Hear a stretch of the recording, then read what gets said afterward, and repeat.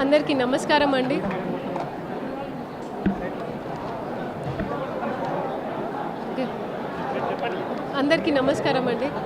ఈరోజు మన ఫేజ్ 1లో నల్గొండ జిల్లాలో 14 మండలాలు, రెండు రెవెన్యూ డివిజన్ నల్గొండ మరియు చెండూరు, అందులో ఉన్న 318 గ్రామ పంచాయతీలకు సంబంధించిన రేపు మనకి ఎన్నికలు జరుగుతాయి.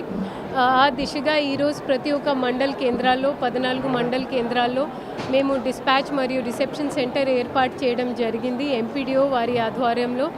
సో ఈరోజు మళ్ళీ పోలింగ్ టీమ్స్ వారు స్టాట్యుటరీ, నాన్ స్టాట్యుటరీ సామాన్ అంతా తీసుకొని వారికి కేటాయించిన పోలింగ్ కేంద్రాల్లో రాత్రి అక్కడే ఉంటారు.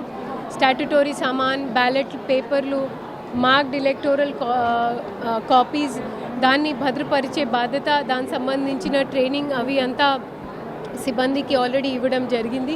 ఈ ఫేజ్ 1లో దాదాపు 7,000 మంది, అంటే పోలీస్ కాకుండా 7,000 మందికి మేము పోలింగ్ కేంద్రాల్లో డ్యూటీ కేటాయించడం జరిగింది. వారు రేపు మార్నింగ్ 7 o'clock నుంచి మాక్ పోల్ మొదలు చేయాలి.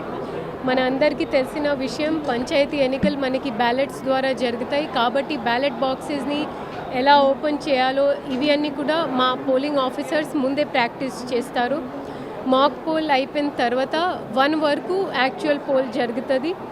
1 వరకు అంటే 100 మీటర్ ప్రహారీ లోపల ఉన్న ఓటర్లు, ఆ గ్రామస్తులు వారికి ఒక స్లిప్ ఇవ్వడం జరుగుతుంది.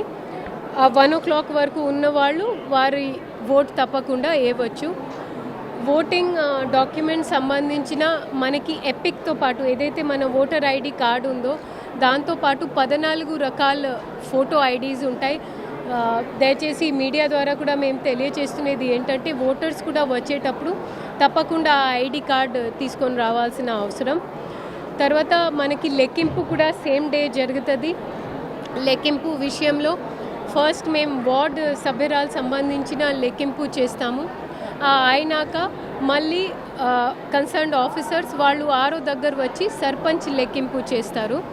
సర్పంచ్ లెక్కింపు విషయంలో ఫస్ట్ అంతా వార్డ్ది విడివిడి కాకుండా మొత్తం ఒక పెద్ద డస్ట్బిన్లో, పెద్ద ఒక బిన్లో దాన్ని కలుపుకొని 25 బండల్ చేసుకొని దాని లెక్కింపు జరుగుతుంది.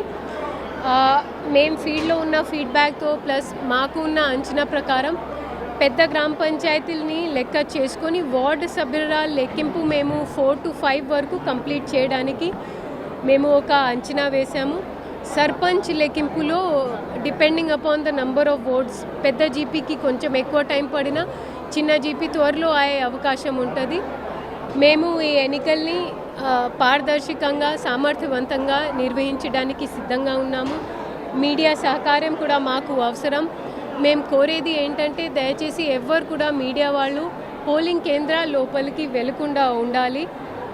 ఓటర్స్ కూడా బయట వచ్చేటప్పుడు వాళ్ళని లేదా వెళ్ళేటప్పుడు ఎలాంటివి లీడింగ్ క్వశ్చన్స్, ప్రలోభాలకి గురి చేయకుండా మీడియా ప్రవర్తించాలి అనేది మా విజ్ఞప్తి. Thank you. చరిత్ర సృష్టించినోడు ఇప్పుడు ఆ చరిత్రని తిరగరాయబోతున్నాడు. అబద్ధాల గోడల్ని బద్దలు కొట్టి నిజాలను రాగా మీ ముందుంచబోతున్నాడు. నిజమైన వార్తల కోసం వెంటనే డౌన్లోడ్ చేసుకోండి రా యాప్ని.